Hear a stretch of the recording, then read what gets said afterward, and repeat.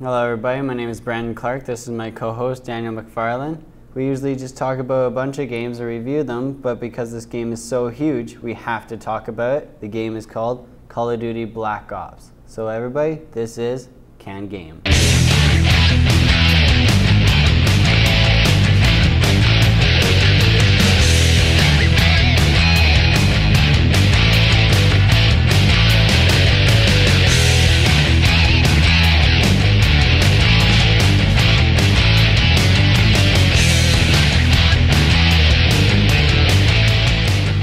First thing we're going to talk about is the Call of Duty story. It's always really good, so we thought that we'd begin with that.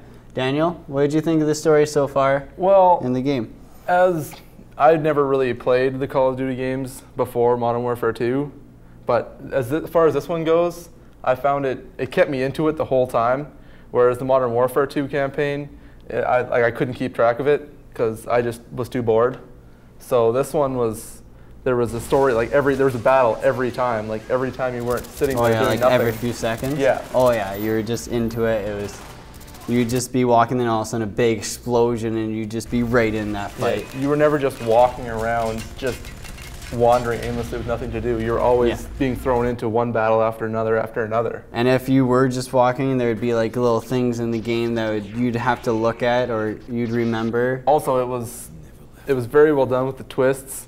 Not going to give any spoiler alerts here, but there was a huge twist in the game. Oh, huge! Blew my mind. I wasn't expecting it at all. Oh it was very well done. Yeah, that ending twist was you have to play the game if you haven't already and play the single player before you play multiplayer because it blows your mind pretty much. Yeah, it was totally worth it.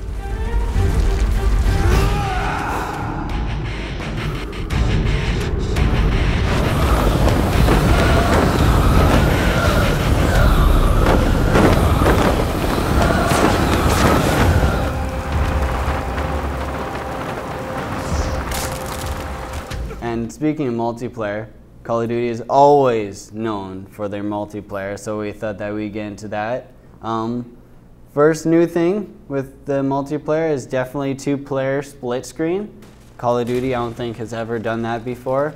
They think they got that from Halo, but finally they did it because, well, I've enjoyed it myself. Have you been doing the split screen so far? Absolutely. It was that was always one of the big advantages from Halo to Call of Duty was that you could have you and your friends playing online at the same time and you didn't need to have more than one Xbox or anything. You and your little brother could play. So now that they've introduced that, it gives you more options for playing it. It was definitely a big step up from the other Call of Duty games. Oh, definitely. And then also they have COD points. They started that this year. I think it was Black Ops that started COD points, right? Halo Reach did come out with a credit system, but it wasn't nearly as in-depth because you can't buy your guns or anything in Reach. It's just for your experience. But with the new level up, when you level up, you unlock a gun, but before you can use it, you have to buy it. And you unlock credits when you level up and so on and so forth. But it's never really been done as in-depth as in this game. If you want to do anything, you have to use COD points, like the perks. You have to buy COD points, the weapons, the attachments, just everything. Yeah, anything in game you cannot use until you buy it, which really makes it more interactive. Oh, definitely. And there's a bunch of ways that you can get the COD points.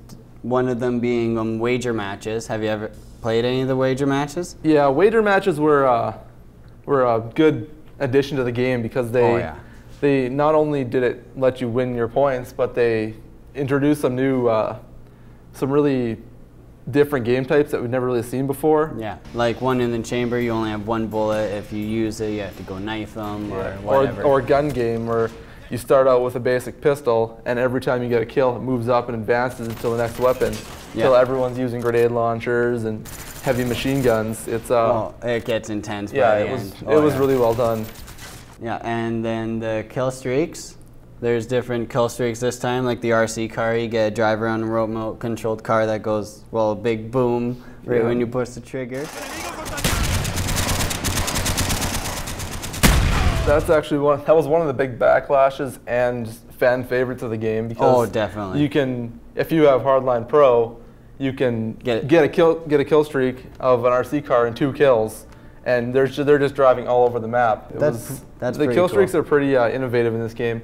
They did take the nuke out, however, which was kind of a thing that some people didn't like, but because they changed it, that your new kill streaks don't count towards a kill streak, that it's a lot tougher to get up to those high kill streaks. Oh yeah. So 25 would be almost unfathomable unless you were a beast. Yeah, last year, the last game, Modern Warfare 2, people would just camp so that they would get that nuke, which made me so it kind of takes that out a little bit. Oh yeah, definitely. And then the last thing that we're going to talk about is the zombie feature. Have you played the zombies so far? Absolutely, I've played it a ton.